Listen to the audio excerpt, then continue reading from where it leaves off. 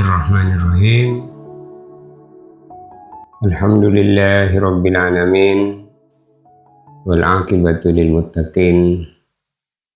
Wassalatu wassalamu ala asyrafil anbiya'i wal mursalin. Sayyidina wa maulana Muhammadin wa ala alihi wa sahbihi ajma'in. Rabbi shrah li sadri wa yassir li amri wahlul 'uqdatam min lisani yafqahu qawli. Subhanaka la ilma lana illa ma 'allamtana innaka antal alimul hakim. Alhamdulillah, kita berharap kepada Allah Subhanahu wa taala agar Allah Subhanahu wa taala selalu membimbing kita, memposisikan kita dalam kehidupan dunia ini dengan kehidupan yang mendatangkan kebaikan, keberkahan, rahmat dan ampunan Allah dalam setiap aktivitas dan tingkah laku apapun yang kita buat. Maka di antara doa adalah kita berdoa kepada Allah, Allahumma sta'milna li khidmati dinik. Ya Allah, Engkau gunakan diriku, keluargaku, anak-anakku untuk menjadi orang yang mengamalkan agama Allah, taat kepada Allah. Satu bagian yang perlu kita menjadi titik pembahasan adalah menyikapi keluarga kita, istri dan anak-anak kita. Maka di dalam Al-Quran surat At-Taghabun ayat 14 Allah Ta'ala berfirman, A'udzu billahi minasyaitonir rajim. Bismillahirrahmanirrahim. Ya ayyuhalladzina amanu inna min azwajikum wa auladikum aduwwan lakum fahdharuhum wa in ta'fu wa tasfahu wa taghfiru fa innallaha ghafurur rahim. Ya ayyuhalladzina amanu, wahai orang-orang yang beriman. Inna min azwajikum, sesungguhnya di antara istri-istri kalian, wa auladikum, dan anak-anak kalian, aduwwan lakum, ada yang menjadi musuh bagi kalian. Fahdharuhum, maka berhati-hatilah terhadap mereka. Wa in ta'fu, dan jika engkau memaafkan, wa tasfahu, dan engkau berlapang dada dengan sabar, wa taghfiru, dan engkau mengampuni, memaafkan, fa innallaha ghafurur rahim, sesungguhnya Allah Subhanahu wa taala Maha Pengampun, Maha Penyayang. Ma'asyiral muslimin rahimakumullah. Ayat ini bukan mengajarkan kita untuk membenci istri dan anak, naudzubillah. Tetapi ayat ini Allah Subhanahu wa taala sedang mengingatkan bahaya cinta yang berlebihan, cinta yang tidak terkontrol, cinta kepada istri dan anak-anak ini. Maka dalam hadis baginda Nabi Muhammad SAW, La yastaqimu imanul mar'i hatta akuna ahabba ilaihi min walidihi wa waladihi wan nasi ajmain. Tidak sempurna iman seseorang di antara kalian, kata Nabi, sehingga adanya baginda Nabi lebih engkau cintai daripada istri dan anak-anak kalian dan manusia semuanya. Jadi ini menunjukkan bahwasanya kecintaan kepada Allah dan Rasulnya ini harus melebihi cinta kita kepada segala-galanya. Jadi karena kecintaan yang berlebihan kepada istri dan anak-anak ini yang tidak terkontrol sehingga mengalahkan cintanya kepada Allah, sehingga meninggalkan perintah-perintah Allah, maka itu yang perlu waspada. Jadi jangan sampai karena istri seseorang meninggalkan ketaatan kepada Allah, karena anak seseorang menghalalkan yang haram, karena keluarga seseorang menunda taubat dan amal akhirat. Maka Allah SWT berfirman, fahdharu. Maka jauhi, bukan membenci, tetapi jangan sampai mereka menyeret kita jauh daripada Allah Subhanahu wa Ta'ala. Ada satu kisah yang perlu jadikan pandangan dalam memandang keluarga, sebagaimana Nabi Nuh alaihissalam.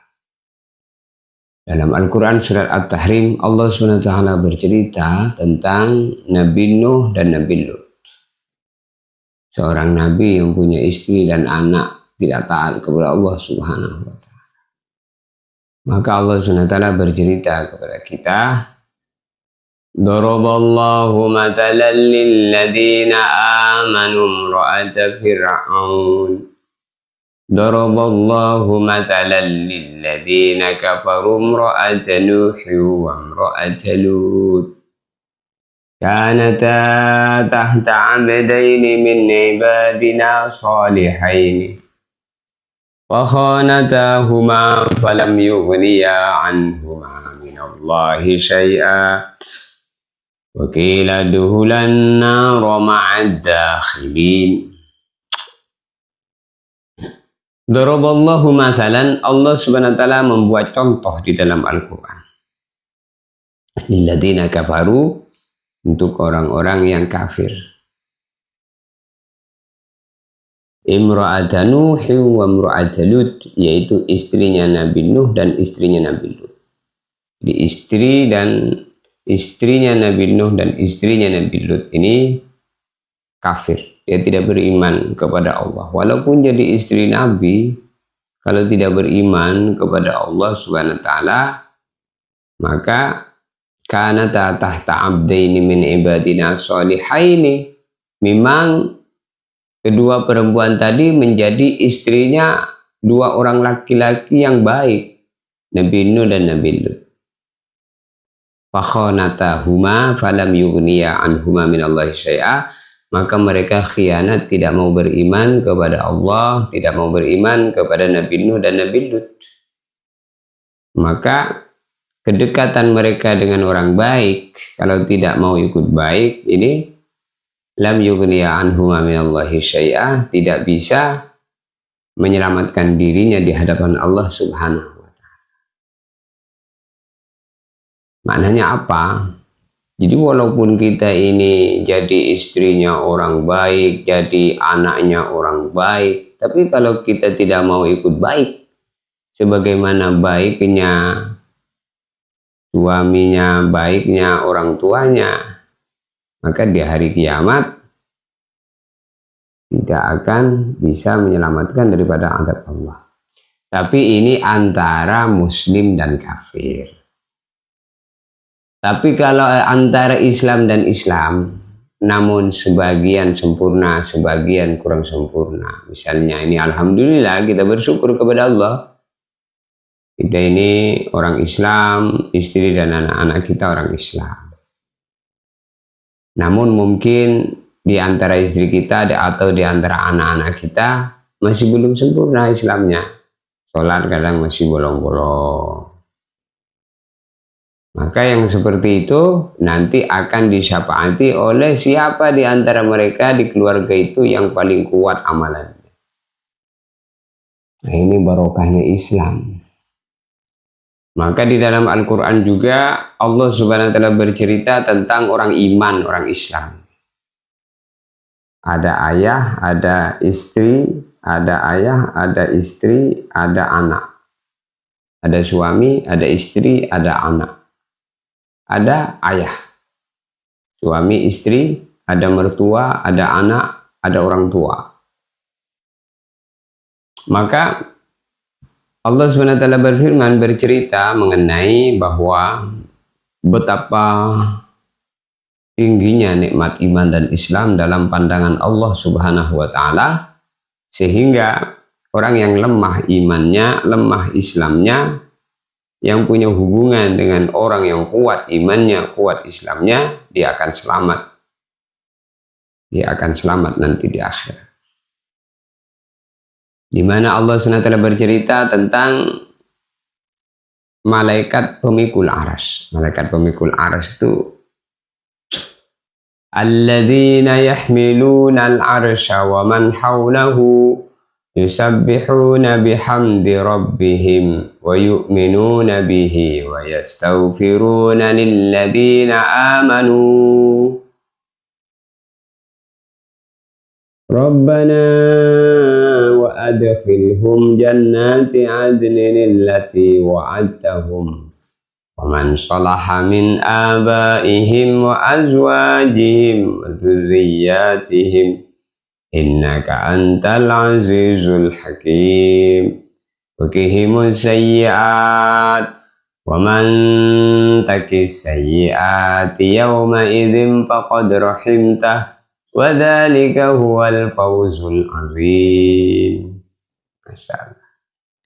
الَّذِينَ يَحْمِلُونَ الْعَرْشَ, malaikat-malaikat pemikul aras, malaikat-malaikat pemikul aras. Waman haulahu, dan malaikat-malaikat yang ada di sekelilingnya, berarti seluruh malaikat-malaikat mulia ini, malaikat pemikul aras dan malaikat-malaikat yang ada di sekeliling aras, yang jumlahnya kita nggak tahu berapa jumlah banyaknya itu malaikat. Alladzina yahmiluna al-arsha wa man haulahu yusabbihuna bihamdi rabbihim wa yu'minuna bihi, yang mana para malaikat-malaikat tadi, pemikul aras dan seluruh malaikat yang ada di sekeliling aras itu hari-hari ibadah taat hanya mensucikan nama Allah, membaca tasbih, wa yastaghfiruna lilladzina amanu, dan mendoakan orang-orang yang beriman. Jadi orang yang beriman itu didoai oleh malaikat-malaikat pemikul aras. Jadi ketika orang beriman itu di dunia, maka didoain oleh malaikat-malaikat. Nanti kalau di hari kiamat dibela oleh malaikat-malaikat pemikul aras ini. Apa pembelaan malaikat kepada orang-orang beriman? Rabbana wa adkhilhum, ya Allah ya Tuhan kami, Engkau masukkan orang beriman itu.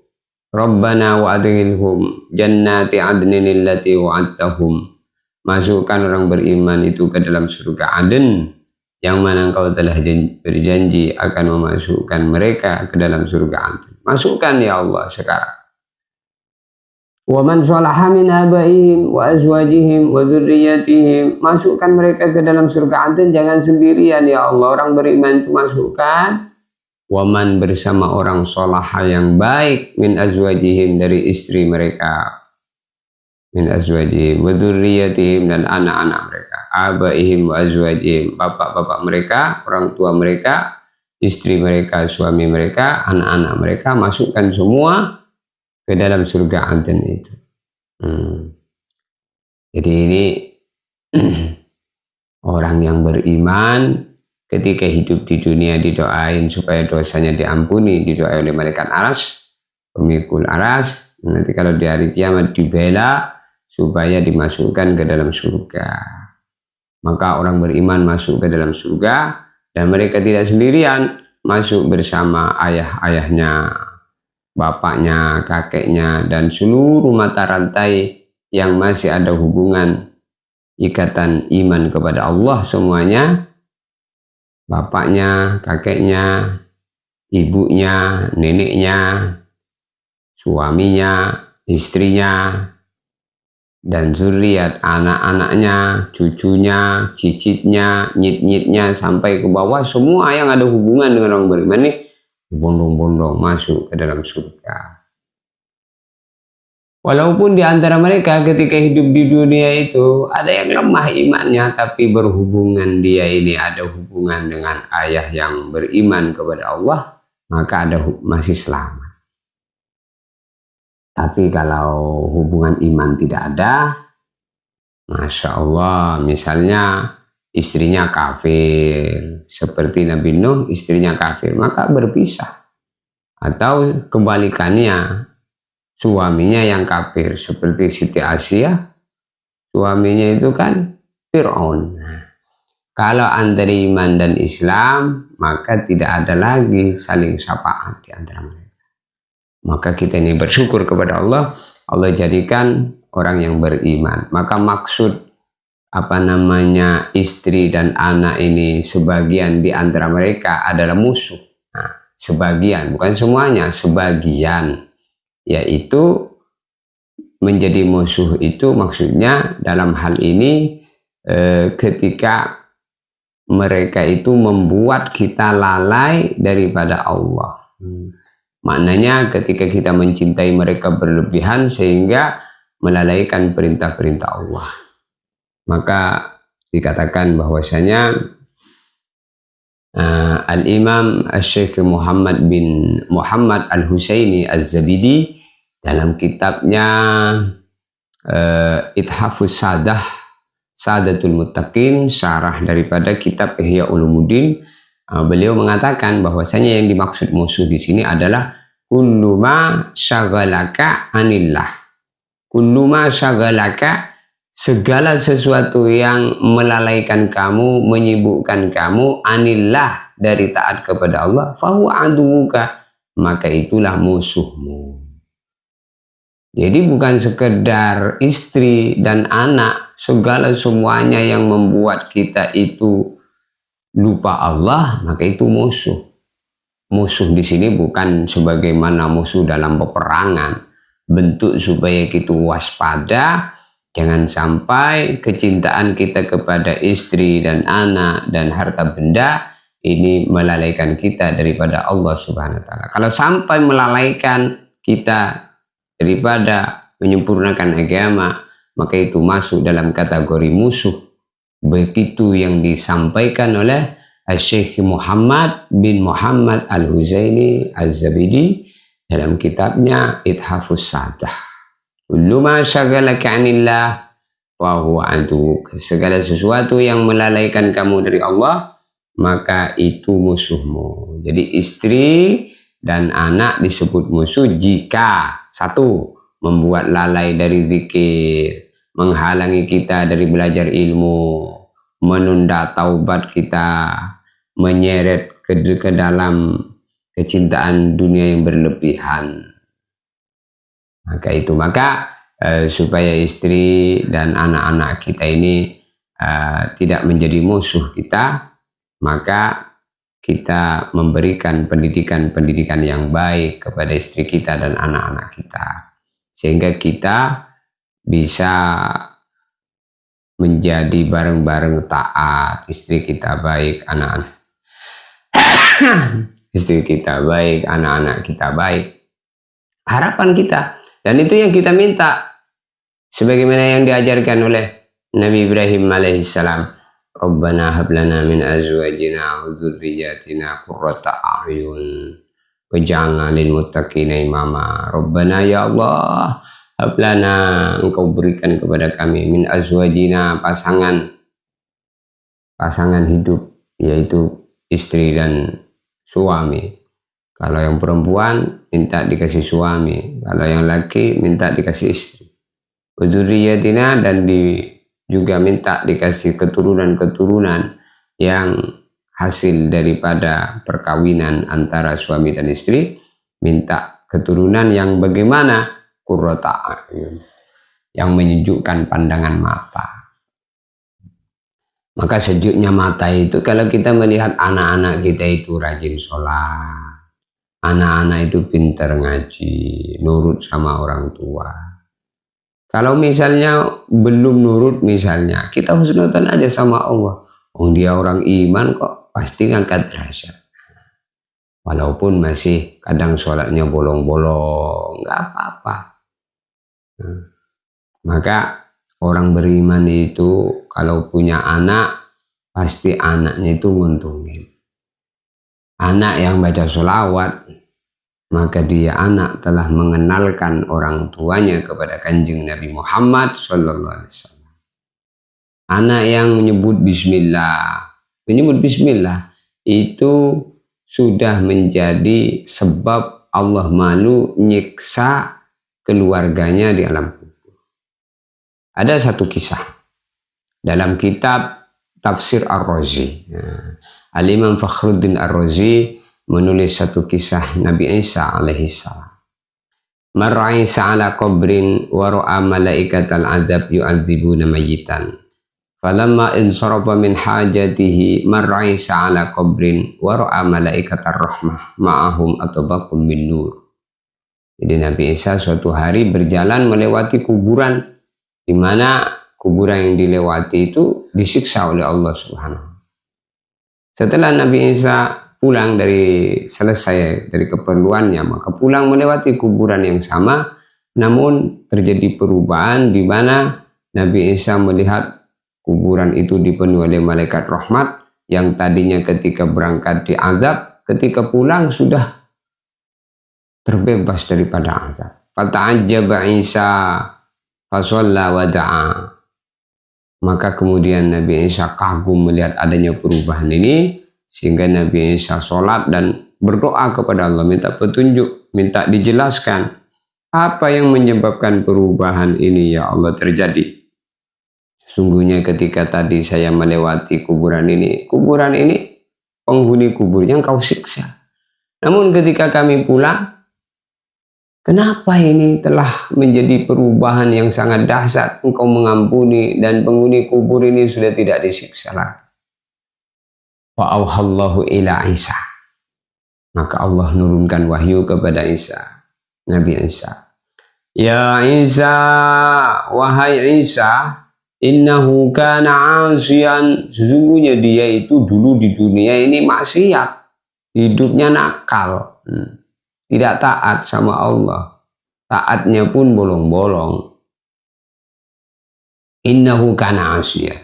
Mundu mata kana mahbusan fi adabi. Sejak dia meninggal dunia, maka langsung aku siksa, kata Allah kepada Nabi Isa.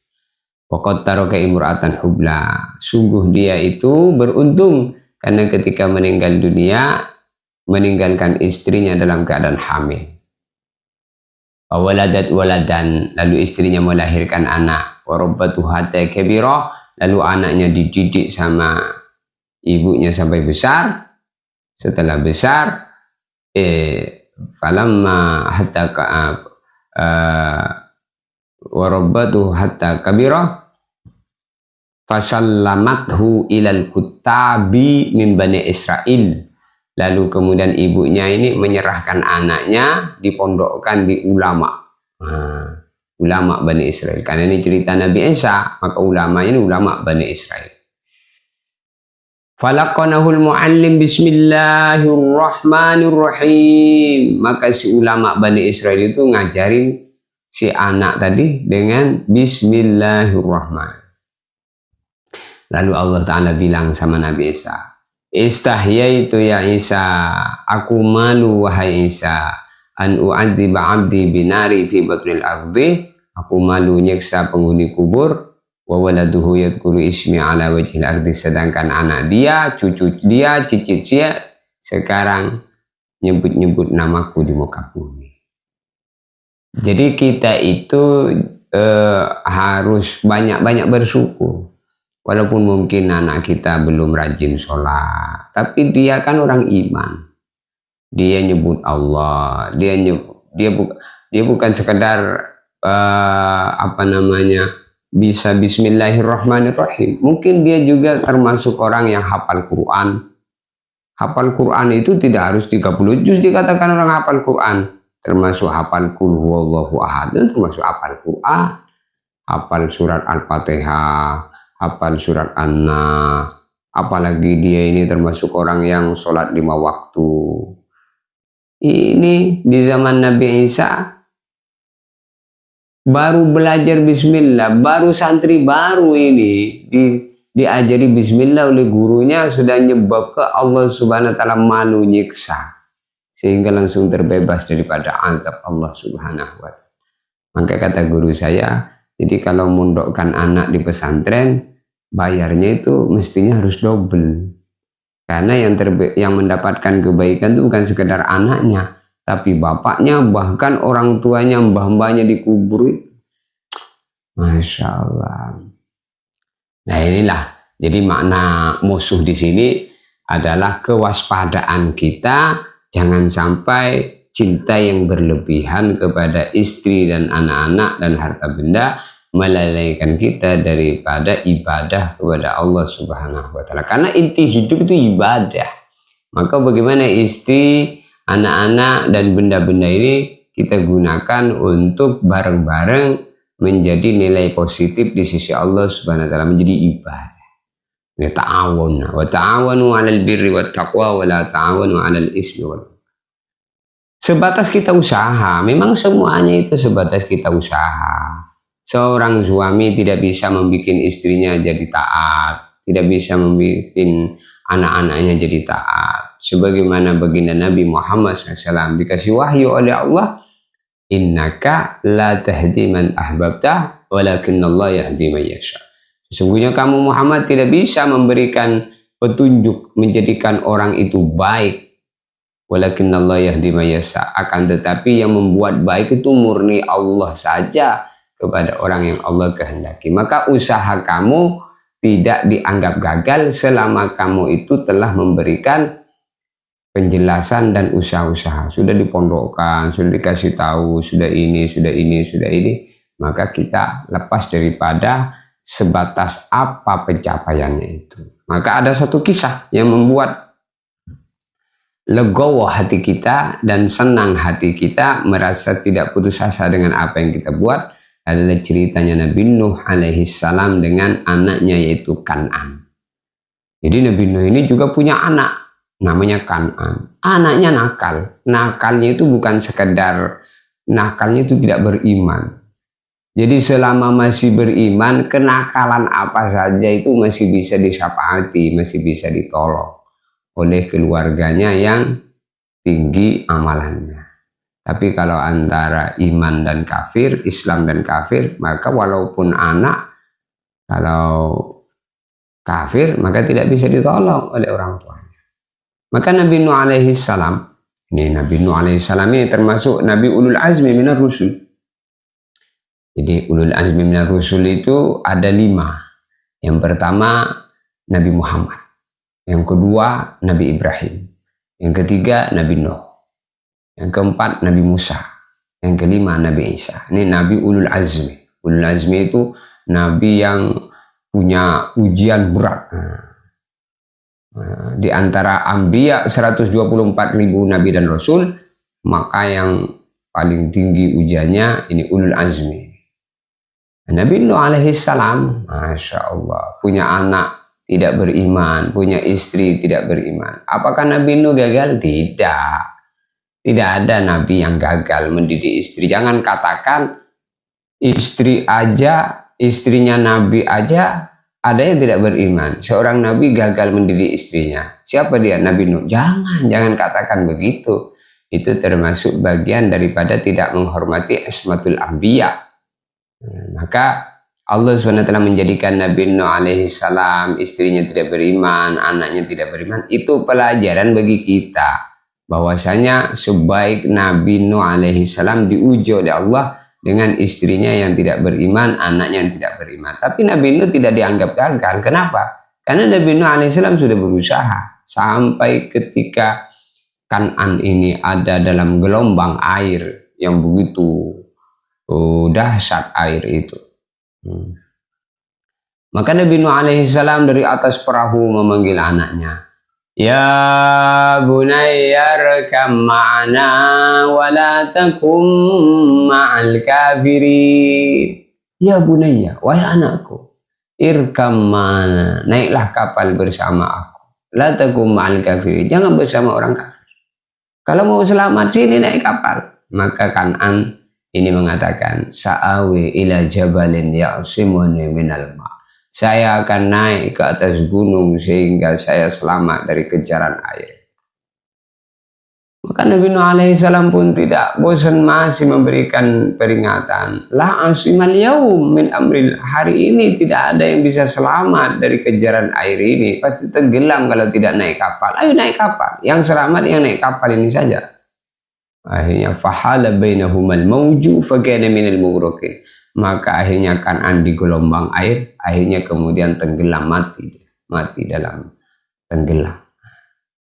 Maka Nabi Nuh alaihi salam melihat anaknya tenggelam, maka Nabi Nuh alaihi salam bilang kepada Allah, innahu min ahli, ya Allah itu kan anak-anakku ya Allah. Maka Allah jawab, innahu laisa min ahlik, innahu amalun ghairu salih. Itu Kan'an laisa min ahlik, bukan keluarga kamu, innahu amalun ghairu salih, karena dia memang beranak dari kamu tapi tidak dianggap anak kamu karena dia tidak punya amalan yang baik seperti kamu, karena dia kafir.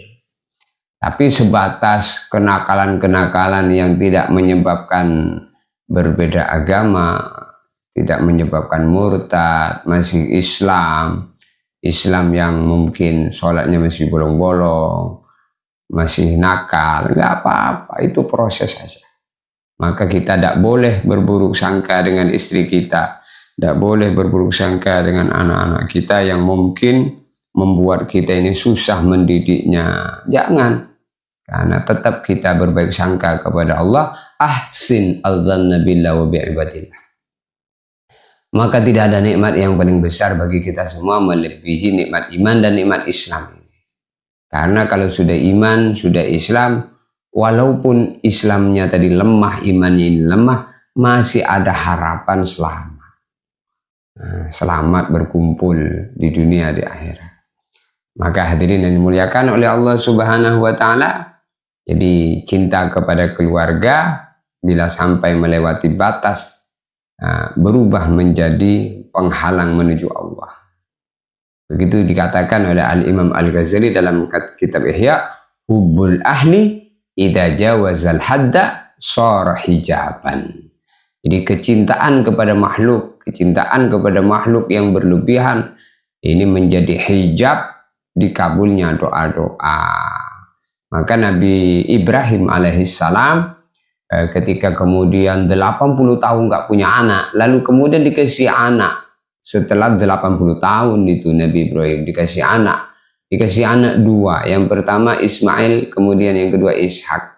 Maka Nabi Ibrahim alaihissalam bersyukur, alhamdulillahilladzi wahabali alal kibari Ismail wa Ishak. Terima kasih ya Allah, Engkau telah memberi saya di saat saya sudah tua dikasih anak Ismail, Ishak. Dan bersyukur. Kemudian Allah Subhanahu wa Ta'ala ingin ngecek kecintaan Nabi Ibrahim alaihissalam kepada Allah. Apakah setelah dikasih anak jadi berubah cintanya kepada Allah, jadi turun karena berubah cintanya kepada anaknya berlebih-lebihan? Maka mau diuji oleh Allah. Akhirnya diuji, Nabi Nuh alaihissalam suruh menyembelih anaknya yang dicintai. Apakah siap? Kalau memang dia siap, berarti betul-betul cintanya kepada Allah tak terkalahkan dengan cintanya kepada anak-anaknya. Jadi cinta kepada Allah ini nomor satu. Kalau orang itu cinta kepada Allah, maka nanti akan semangat mengamalkan perintah-perintah Allah. Maka Nabi Ibrahim alaihissalam digelar Khalilullah setelah apa? Setelah lulus di dalam melaksanakan perintah menyembelih anaknya. Jadi Nabi Ibrahim ini termasuk Nabi yang diuji kecintaannya kepada anaknya, kecintaannya kepada Allah, apakah menjadi berkurang setelah punya anak? Ternyata tidak. Nabi Ibrahim tetap cintanya kepada Allah tidak terkalahkan dengan cintanya kepada anak. Walaupun sudah lama nggak punya anak, kemudian dikasih anak ganteng-ganteng ini, tetap kecintaannya kepada Allah tidak terkalahkan. Dibuktikan oleh Nabi Ibrahim alaihissalam ketika diperintah untuk menyembelih anaknya Nabi Ismail, maka anak pun disembelih. Ternyata hanyalah ujian saja. Jadi jangan takut dengan ujian-ujian Allah. Ujian-ujian itu hanya langkah-langkah untuk menaikkan derajat. Maka setelah Nabi Ismail alaihissalam digorokkan pisau yang tajam oleh Nabi Ibrahim di leher Nabi Ismail, maka pisau tidak memotong. Kemudian Nabi Ibrahim alaihissalam bahagia sebab bisa melaksanakan perintah Allah menyembelih anaknya, Justru anak yang disembelih tidak jadi mati, malah menjadi nabi, jadi wali. Masya Allah. Jadi menunjukkan bahwasanya segala apa yang Allah berikan kepada kita berupa istri, anak, dan harta benda ini jangan sampai membuat kita lupa Allah Subhanahu wa Ta'ala. Maka apa namanya, Syekh Az-Zabidi menegaskan bahwa hati boleh cinta tapi harus terkendali dengan iman yang kokoh. Kecintaan yang sempurna adalah kecintaan kepada Allah. Maka kecintaan kepada makhluk-makhluk Allah jangan membuat kita lupa kepada Allah SWT. Maka ayat daripada surat At-Taghabun ayat 14 tadi ditutup dengan kalimat yang hikmah sekali. Wa in ta'fu wa tasfahu wa taufiru wa in ta'fu. Kalau kamu mau memaafkan kenakalan istrimu, kenakalan anak-anak kamu, wa tasfahu, dan mau bersabar dan berlapang dada, wa taufiru, mau mengampuni, fa innallaha ghafurur rahim, maka Allah SWT Maha Pengampun lagi Maha Penyayang. Nanti kalau kamu mau memaafkan, mau mengampuni istri dan anak-anak kamu, nanti Allah SWT akan ampuni mereka sehingga berubah menjadi istri yang solehah, menjadi anak yang soleh dan solehah. Jadi jangan kemudian kita berputus asa. Oh, kayaknya kamu ini anak nakal, ahli neraka, masa suruh salat dan sholat? Enggak, jangan katakan seperti itu. Apalagi seorang ayah dan ibu ini yang kata-kata untuk anaknya ini adalah makbul. Yang dikatakan bahwa du'aul walid li waladihi ka du'ail anbiya.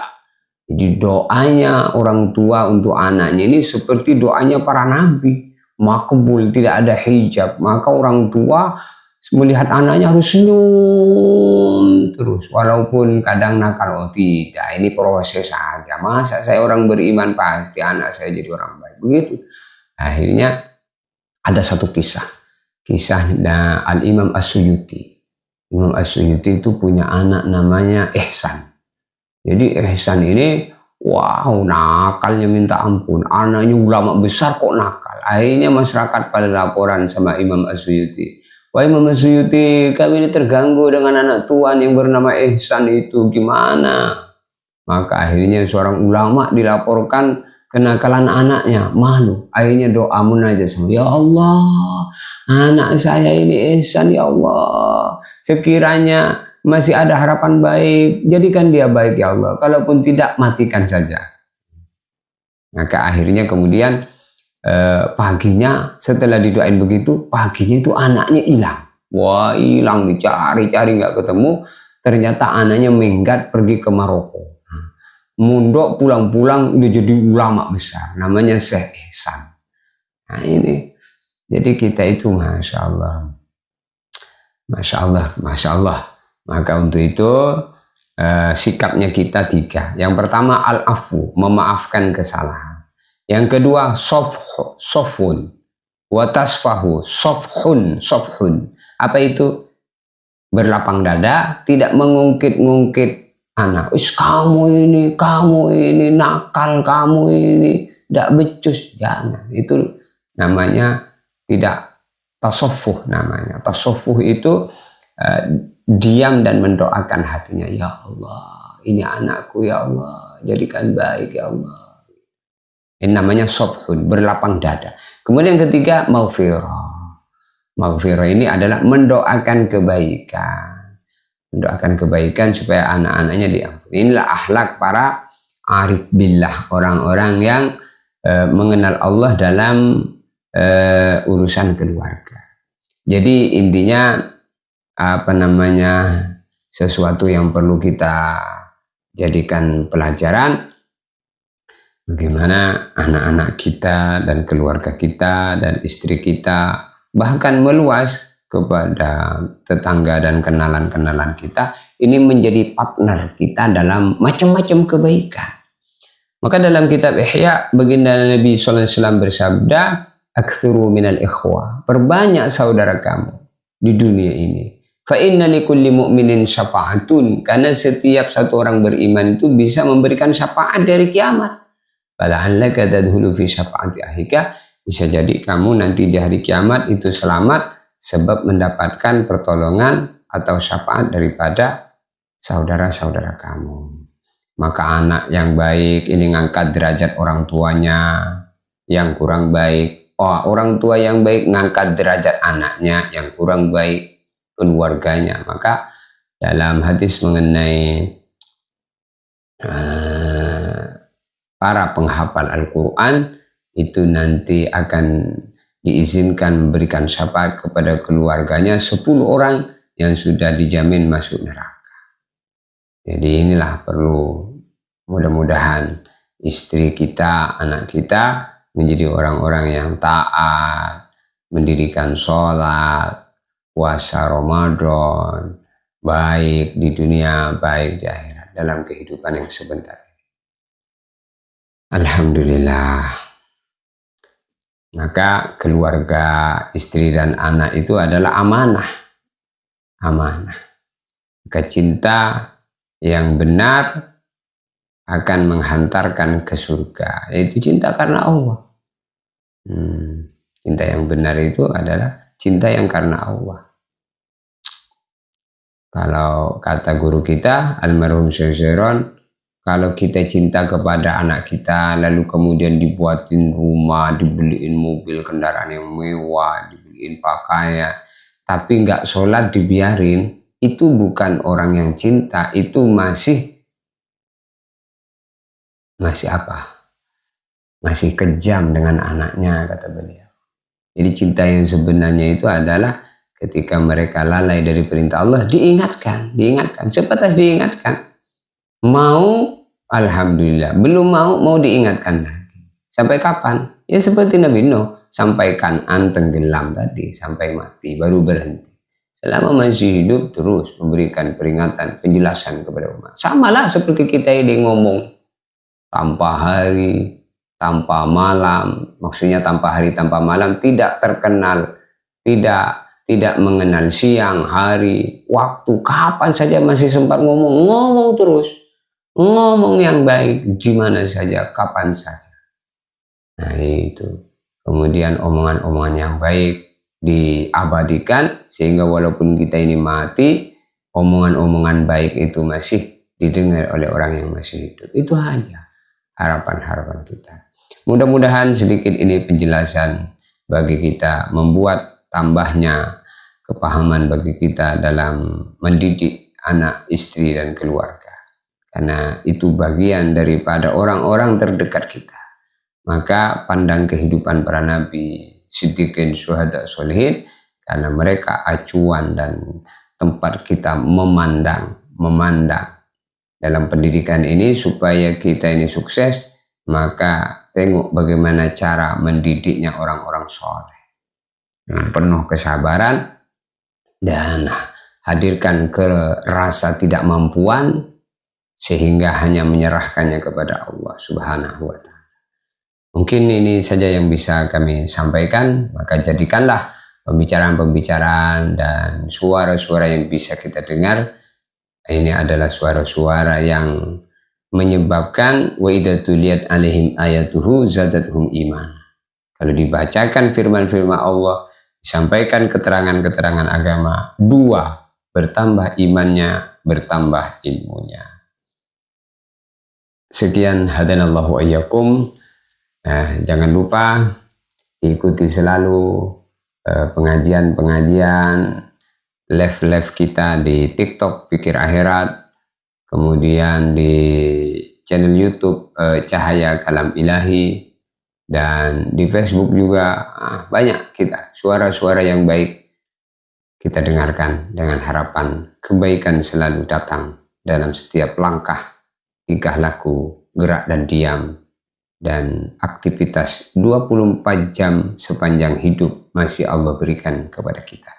Mudah-mudahan kita semua menjadi penerus perjuangan para nabi, kemudian hidup baik, mati dalam keadaan husnul khotimah. Jalanallahu wa iyyakum minal faizin al-aminin, wa adkhalana wa iyyakum fi zumratil muttaqin al-mu'minin al-muqinin. Hadanallahu wa iyyakum, subhanallah bihamdihi, subhanakallahumma bihamdika, Asyhadu an la ilaha illa anta astaghfiruka wa atubu ilaik. Wassalamualaikum warahmatullahi wabarakatuh.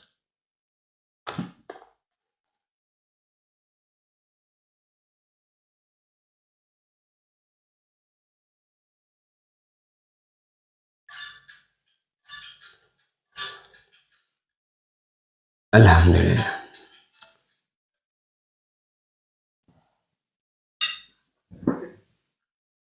Itu tidak apa-apa itu. Oh, ini Facebook.